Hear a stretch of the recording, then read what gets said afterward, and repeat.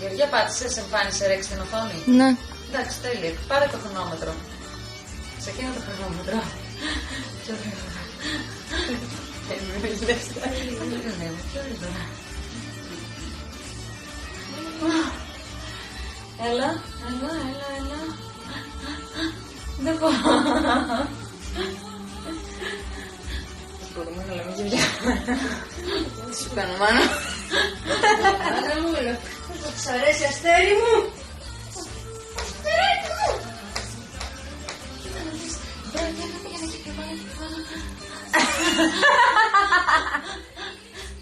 Δεν μπορώ να γαργαριστώ. Αν κάτι αισθάνομαι έτσι, δεν γαργαλιέμαι.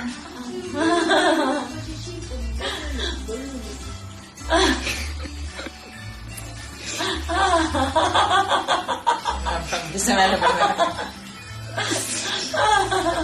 Έτσι.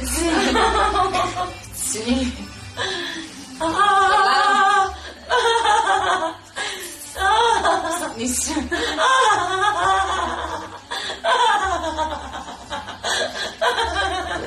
Έλα, βρήκα τους έτσι.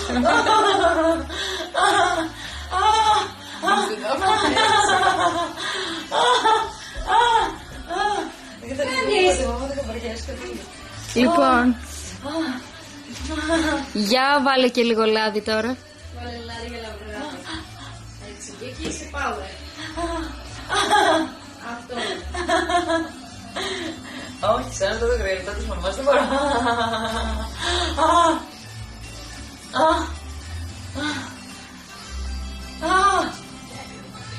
Τι σου λέω.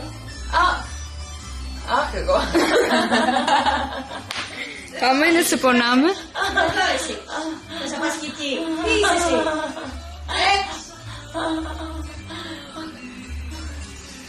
Γεωργία. Θες να σε διώξω. Είμαστε στα 2 λεπτά και κάτι. Τελείωσε. Εντάξει, σταμάτα το. Πατάω πάλι ρέκα,